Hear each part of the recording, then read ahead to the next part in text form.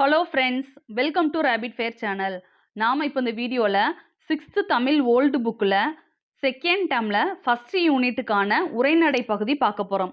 இந்த உரைநடையோட பேர் மகள் இந்திராவுக்கு நேரு எழுதிய கடிதம். மகள் இந்திராவுக்கு நேரு எழுதிய கடிதம் ரொம்ப முக்கியமான பாடம். ஏன் அப்படின்னா, நமக்கு சிலபஸ் வைஸ் படிப்போம்ல, இலக்கியம் தனியாக, இலக்கணம் தனியாக, அதுக்கப்புறம் தமிழ் சான்றோர்கள், அறிஞர்கள்னு சொல்லி இந்த மாதிரி நம்ம தமிழையே 3 பகுதியாக பிரித்து படிப்போம்.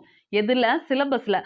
அதில் நம்ம இந்த இலக்கியங்கள் படிக்கிறப்ப அல்லது இலக்கணம் படிக்கிறப்ப நம்ம பார்த்தோம் அப்படின்னா, மெயினாக இது எதில் இருக்கும்? அறிஞர்களும் தமிழ் அறிஞர்களை பற்றி ஒரு டாபிக் வந்து நமக்கு கொடுத்துருப்பாங்க. ஓகேவா? அதில் வந்து இந்த கடிதத்தை பற்றி நமக்கு ஒரு தலைப்பே வந்து இருக்கும். அப்போ மகள் இந்திராவுக்கு நேரு எழுதிய கடிதம் அப்படின்ற பாடம் ரொம்ப ரொம்ப ரொம்ப முக்கியமான ஒரு பாடம். ஓகேவா? இதில் இருந்துமே நமக்கு டிஎன்பிஎஸ்சியில் என்ன செஞ்சுருக்காங்க அப்படின்னா கொஸ்டின் வந்து கேட்டிருக்காங்க. இப்போ நம்ம பாடத்துக்குள்ளே போகலாம். நமது இந்திய நாட்டின் விடுதலைக்காக பாடுபட்ட தலைவர்களுள் ஒருவர் ஜவஹர்லால் நேரு. நேருவை தெரியாத ஆளே இருக்க முடியாது. நமக்கு சின்ன வயசுல இருந்து பெரிய ஆள் வரைக்கும் கேட்டோம் அப்படின்னா நேருவை பத்தி எல்லாருக்குமே தெரியும். ஓகேவா? நம்ம இந்திய நாட்டோட விடுதலைக்காக பாடுபட்ட தலைவர்ல ஒருத்தர் தான் ஜவஹர்லால் நேரு. நம்ம இந்தியா விடுதலை வாங்கினதுக்கு அப்புறம் நம்ம இந்தியாவோட முதன்மை அமைச்சரா இருந்தவர் யார் அப்படின்னா நம்ம ஜவஹர்லால் நேரு அவர்கள். இவரோட அன்பு மகள் தான் யாரு? இந்திரா காந்தி. நம்ம இந்திரா காந்தியை பத்தி கேள்விப்பட்டிருப்போம். நேருவோட பொண்ணு தான் இந்திரா காந்தி. ஓகேவா? கிட்டத்தட்ட நேரு வந்து இன்னைக்கு வந்து நம்ம அம்மா அப்பாட்ட எப்படி பேசிக்கிறோம்? ஃபோன் மூலமா நம்ம பேசிக்கிறோம். அப்பெல்லாம் ஃபோன் வசதி கிடையாது. அப்போ நேரு அவரோட மகக்கிட்ட எப்படி பேசுறாரு அப்படின்னா கடிதம் மூலமா பேசுறாரு. கிட்டத்தட்ட 1922 இருந்து 1964 வரைக்கும் கிட்டத்தட்ட 42 வருஷம் தன்னோட மகளுக்கு என்ன செய்றாரு அப்படின்னா கடிதம் எழுதி கொண்டே இருக்கிறார் அப்படின்றத கொடுத்துருக்காங்க. பார்த்தீங்களா? கிட்டத்தட்ட 42 வருஷமா உங்க மகளுக்கு லெட்டர் மூலமாவே என்ன செய்றாரு அப்படின்னா இவரோட அறிவுரைகள், அதே மாதிரி இவர் பேச வேண்டிய விஷயங்களை எல்லாத்தையுமே லெட்டர் மூலமாவே தெரிவிக்கிறாரு. இந்த இயரெல்லாம் ரொம்ப முக்கியம். 22ல இருந்து 64. 22 ஞாபகம் வச்சுக்கோங்க. அடுத்து 42 ரெண்டையும் கூட்டினாலே 64 வந்து வந்துடும். ஓகேவா? இப்போ என்ன நடக்குது அப்படின்னா, நேரு நிறைய டைம் வந்து வெளிநாட்டுக்கு போயிருப்பாரு. வெளிநாட்டுக்கு இவர் போயிருந்தப்பயும் சரி, இந்தியாவில் இருந்தப்பயும் சரி, ஏன் இவர் சிறையில் இருந்தப்போ கூட என்ன செஞ்சார் அப்படின்னா மகளுக்கு லெட்டர் எழுதுறத அவர் விடவே இல்லை. வெளிநாட்டுக்கு போயிருக்கோம், இல்லை சிறையில் இருக்கோம் அப்படின்னு சொல்லி எந்த ஒரு காரணத்தை முன்னிட்டும் அவர் லெட்டர் எழுதுறத விடவே இல்லை அப்படின்றத கொடுத்துருப்பாங்க. நெக்ஸ்ட் இந்த இடத்துல பாருங்க, ஒரு முக்கியமான ஒரு பாயிண்ட் வந்து இருக்கு. தாகூரின் விஸ்வபாரதி கல்லூரியில் இந்திரா காந்தி சேர்ந்த போது, இப்போ நல்லா நோட் பண்ணணும், விஸ்வபாரதி கல்லூரியில தான் யாரு சேர்ந்து படிக்க போறது? இந்திரா காந்தி சேர்றாங்க. தாகூரோட கல்லூரி, அது யாரு நிறுவன கல்லூரி? தாகூரோட கல்லூரி. இது எங்க இருக்கு அப்படின்னா மேற்கு வங்காளத்துல சாந்தி நிகேதன் அப்படின்ற இடத்துல வந்து இருக்கு. ஓகேவா? மேற்கு வங்காளத்துல சாந்தி நிகேதன் அப்படின்ற ஒரு இடத்துல தாகூர் வந்து என்ன செய்றாரு அப்படின்னா விஸ்வபாரதி கல்லூரியை வந்து நிறுவுறாரு. அந்த கல்லூரியில தான் இந்திரா காந்தி படிக்கிறாங்க. ஓகேவா? இது ஒரு முக்கியமான ஒரு பாயிண்ட். இப்போ நல்லா பாருங்களேன், இதுல நமக்கு வந்து தெரிஞ்சுக்க வேண்டிய ஒரு விஷயம் வந்து இருக்கும். இவர் சிறையில இருந்துதான் என்ன செய்யறாருன்னா மகள் இந்திராவுக்கு லெட்டர் வந்து எழுதுறாரு. ஓகேவா? அல்மோரா அப்படின்னு சொல்லக்கூடிய உத்தராஞ்சல்ல இருந்தது இந்த சிறைச்சாலை. அல்மோரா மாவட்ட சிறைச்சாலையில இருந்து மகள் இந்துவுக்கு என்ன செய்றாரு அப்படின்னா இந்திரா காந்திக்கு ஒரு லெட்டர் வந்து எழுதுறாரு. இதுல ஒரு முக்கியமான பாயிண்ட் நான் கவனிக்க சொன்னேன்ல, என்ன அப்படின்னா சிறைசாலையில் நான் நலமாக இருக்கிறேன். நான் வந்து சிறையில இருக்கேன், ஆனா நான் நல்லா இருக்கேன். கிருபாலினியோட உதவியோட படிக்க வேண்டிய பாடங்களை நீ முடிவு செய்து விட்டாய் போலும் அப்படின்னு எழுதியிருக்காரு. நல்லா பாருங்க, இந்திரா காந்தியோட டீச்சர் வந்து யாரு? கிருபாலினி. ஓகேவா? ஒரு சப்ஜெக்ட் வந்து எடுத்திருப்பாங்க போல, ஒரு பேராசிரியர். அவங்க அந்த காலேஜ்ல ஒரு பேராசிரியர். இப்போ நம்ம பிள்ளைங்களை வந்து வளர்க்குறப்ப LKG, UKG, first standard, second standard, ஏன் 12th வரைக்கும் நம்ம டீச்சரோட பேரு அவங்களெல்லாம் நம்ம தெரிஞ்சு வச்சிருப்போம். ஏன் வந்து சின்ன பிள்ளைங்க அப்படின்னு சொல்லி நம்ம டீச்சரை வந்து தெரிஞ்சு வச்சிருப்போம். ஆனால் காலேஜ் படிக்கிற பிள்ளைகள்கிட்டயே நம்ம உங்க டீச்சரோட மேமோட பேர் என்னது, சாரோட பேர் என்னது அப்படின்னு சொல்லி நம்ம அந்த அளவுக்கு தெரிஞ்சு வச்சிருந்திருக்க மாட்டோம். ஆனால் நேரு வந்து பாருங்களேன், காலேஜ் படிக்கிறப்பையும் அவங்களோட யாரு பேராசிரியர் யாரு அப்படின்றத தெரிஞ்சு வச்சிருந்திருக்காரு. இது எவ்வளவு பெரிய விஷயம். கிருபாலினி தான் யாரு? இந்திரா காந்தியோட பேராசிரியரா இருந்திருக்காங்க. ஓகேவா? அவர் என்ன சொல்றாரு அப்படின்னா, நம்ம ஸ்கூல் படிக்கிறப்ப மார்க்குக்காக படிப்போம். ஆனா காலேஜ் வந்துட்ட நீ என்ன செய்யணும் அப்படின்னா நல்லா புரிஞ்சு படிக்கணும். எப்படி சொல்றது, உனக்கு வந்து கிளாஸ்ல டவுட் இருக்கிறப்ப கேளு. அப்படி இல்லாட்டினா டீச்சரை தனியா போய் பார்த்து பேசி டவுட் எல்லாம் கிளியர் பண்ணிக்கணும் அப்படின்ற மாதிரி நேரு வந்து சொல்லியிருப்பாரு. ஓகேவா? என்ன சொல்லியிருப்பாரு அப்படின்னா, நான் வந்து படிச்சப்ப நான் வந்து கேம்பிரிட்ஜ் அப்படின்னு சொல்லக்கூடிய பல்கலைக்கழகத்துல தான் நான் வந்து படிச்சேன். நான் படிக்கிறப்ப அந்த மாதிரி தான் இருந்துச்சு. எப்படி அப்படின்னா கிளாஸ்ல வந்து நாங்க அவ்வளவா வந்து பேசிக்க மாட்டோம் ஸ்டாஃப்ஸோட.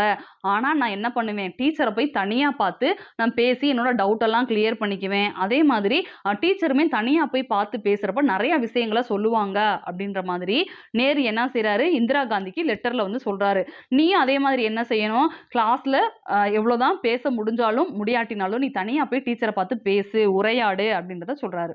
நெக்ஸ்ட் என்ன செய்றாரு அப்படின்னா, "நீ வந்து நல்ல புத்தகங்களா வாசிக்கணும். அதுல நீ வந்து நல்ல புத்தகங்களா வாசிக்கணும். நான் என்னென்ன புத்தகங்கள்லாம் வாசிக்கிறேன்" அப்படின்றத நேரு வந்து சொல்லியிருப்பாரு. இனி வரதெல்லாம் நமக்கு முக்கியமான பாயிண்ட்டா இருக்கும். புத்தகம் வாசிப்பதனை கடமையாக ஆக்குதல் கூடாது, கட்டாயப்படுத்தவும் கூடாது. இயற்கையாவே நெறையா பேருக்கு வந்து இந்த புக் ரீட் பண்ணக்கூடிய ஹேபிட் வந்து இருக்கும். ஆனா, ஒரு சிலர் வந்து என்ன செய்வாங்கன்னா, அத பழக்கப்படுத்திக்குவாங்க. இப்ப நேரு என்ன சொல்றாரு, "புத்தகம் வாசிக்கிறத கடமையா ஆக்காத, கட்டாயமும் படுத்தாத. ஒருவேளை நீ கடமையா, கட்டாயமா செஞ்ச அப்படின்னா, அந்த வாசிப்பு வந்து மகிழ்ச்சிய வந்து தராது. வெறும் வெறுப்ப தான் உண்டாக்கும்." அப்படின்றத சொல்றாரு. ஓகேவா? நம்மள வந்து அ தேர்வுக்கு படிக்கிறது வேற.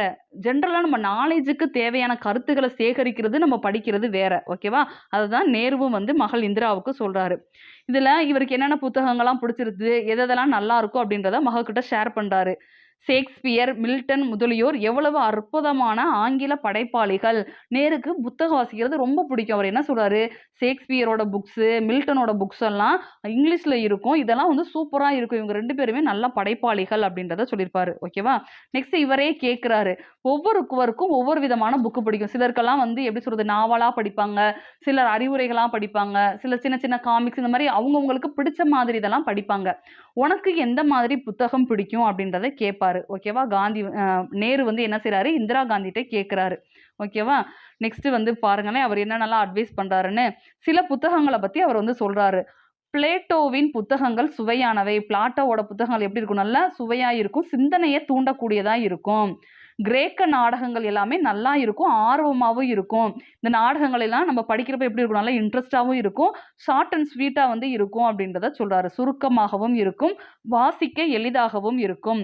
நாடகத்த பத்தி சொல்லணும் அப்படின்னா, காளிதாசர் எழுதின சாகுந்தலம் அப்படின்ற நாடகத்த நீ வாசித்திருக்கியா? அது கண்டிப்பா வாசிக்க வேண்டிய நூல். அது நல்லா இருக்கும் அப்படின்றத சொல்றாரு. நம்ம தமிழ்ல படிச்சிருப்போம்ல, பாரதிக்கு மிகவும் பிடித்த நூல் அப்படின்னா, காளிதாசர் எழுதின அந்த சாகுந்தலம் நூல் அப்படின்றத பார்த்திருப்போம்.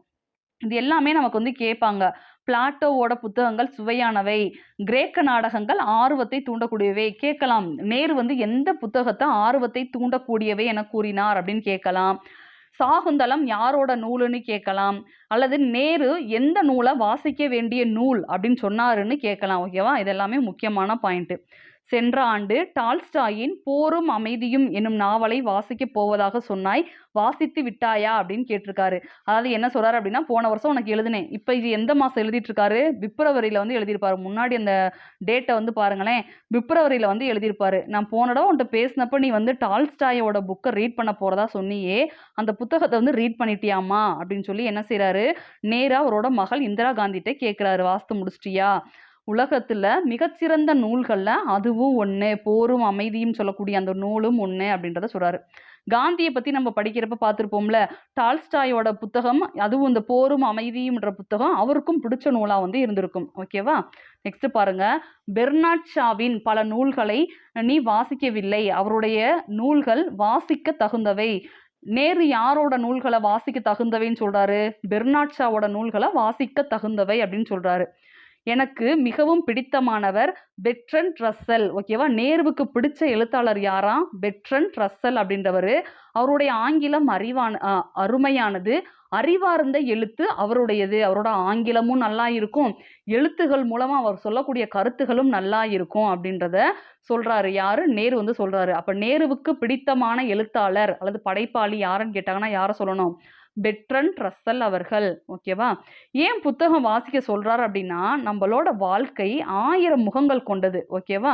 நம்ம வீட்ல இருக்கக்கூடிய அம்மாவா இருக்கலாம், அப்பாவா இருக்கலாம், உடன்பிறப்புகளா இருக்கலாம், நம்மள சுத்தி இருக்கக்கூடிய உறவினர்கள், நண்பர்கள் ஒவ்வொருவருமே ஒவ்வொரு விதமான முகங்களை கொண்டவங்க. அந்த ஒவ்வொரு முகத்தையுமே நம்ம புக்கு படிக்கிறப்பயே நம்ம நெறைய விஷயங்கள வந்து நம்ம தெரிஞ்சுக்க முடியும். ஏன்னா, எங்கேயோ இருக்கக்கூடிய எழுத்தாளர் அவரோட கருத்துக்கள சொல்லியிருப்பாரு. அப்ப அவர் என்ன கருத்து சொல்றாரு? என்ன உலகத்துல நிலவுது அப்படின்றத நம்ம தெரிஞ்சுக்கலாம். ஓகேவா? அப்ப 1000 முகங்கள் கொண்டது வாழ்க்கை. அதனை புரிந்து கொள்ளவும், முறையாக வாழவும் புத்தக படிப்பு இன்றியமையாதது அப்படின்றத நேரு வந்து சொல்லியிருப்பாரு. ஓகேவா? தனியொரு மனிதனின் பட்டறிவு மிகவும் குறுகியது. புத்தகங்களில் மனிதர்களின் ஏராளமான பட்டறிவு சிந்தனைகள் அடங்கியுள்ளன. அது என்ன சொல்றாரு அப்படின்னா, புத்தகங்கள்ல மனிதர்களின் ஏராளமான பட்டறிவு சிந்தனைகள் இருக்கு. புத்தகங்கள் வாசிக்கிறப்ப நிறைய விஷயங்கள் நமக்கு தெரிய வரும் அப்படின்றத சொல்றாரு. இதுதான் வந்து ஜவஹர்லால் நேரு அவரோட மகள் இந்திரா காந்திக்கு எழுதியக்கூடிய கடிதத்துல வந்து இருந்தது. இது எந்த வருஷம் எழுதப்பட்டது அப்படின்னா 1922ல எழுதப்பட்டது. இதுல சொன்ன பாயிண்ட்ஸ் எல்லாமே முக்கியமானது. நெக்ஸ்ட் நமக்கு இந்த கீழே வந்து நமக்கு ஒரு பாக்ஸ் வந்து கொடுத்துருப்பாங்க. அந்த பாக்ஸ் வந்து நமக்கு ரொம்ப முக்கியம். என்னென்னன்றதை பார்த்துடலாம். கேம்பிரிட்ஜ் அப்படின்னு சொல்லக்கூடிய பல்கலைக்கழகத்துல தான் ஜவஹர்லால் நேரு வந்து படிச்சிருப்பாரு. அது எங்க இருக்கு? இங்கிலாந்துல இருக்கக்கூடிய பல்கலைக்கழகம். கேம்பிரிட்ஜ் பல்கலைக்கழகம் எங்க இருக்குன்னா இங்கிலாந்துல இருக்கக்கூடிய பல்கலைக்கழகம். நெக்ஸ்ட் ஷேக்ஸ்பியர் யார் அப்படின்னா ஆங்கில நாடக ஆசிரியர். ஷேக்ஸ்பியர் ஆங்கில நாடக ஆசிரியர். மில்டன் யார் அப்படின்னா ஆங்கில கவிஞர். மில்டன் ஆங்கில கவிஞர். பிளாட்டோ கிரேக்க சிந்தனையாளர். பிளாட்டோ யாரு? கிரேக்க சிந்தனையாளர். காளிதாசர் வடமொழி நாடக ஆசிரியர். காளிதாசர் வடமொழி நாடக ஆசிரியர். டால்ஸ்டாய் ரஷ்ய நாட்டு எழுத்தாளர். டால்ஸ்டாய் ரஷ்ய நாட்டு எழுத்தாளர். நெக்ஸ்ட் பெர்னாட் ஷா ஆங்கில நாடக ஆசிரியர். பெர்னாட் ஷா ஆங்கில நாடக ஆசிரியர். பெட்ரண்ட் ரசல் சிந்தனையாளர் கல்வியாளர். பெட்ரண்ட் ரசல் சிந்தனையாளர் கல்வியாளர். அல்மோரா சிறை எந்த மாநிலத்தில் இருக்கு அப்படின்னா உத்தராஞ்சல் மாநிலத்தில் உள்ளது. அல்மோரா சிறை உத்தராஞ்சல் மாநிலத்தில் உள்ளது. கிருபாலினி யாரு? விஸ்வபாரதியில் பணிபுரிந்த பேராசிரியர்.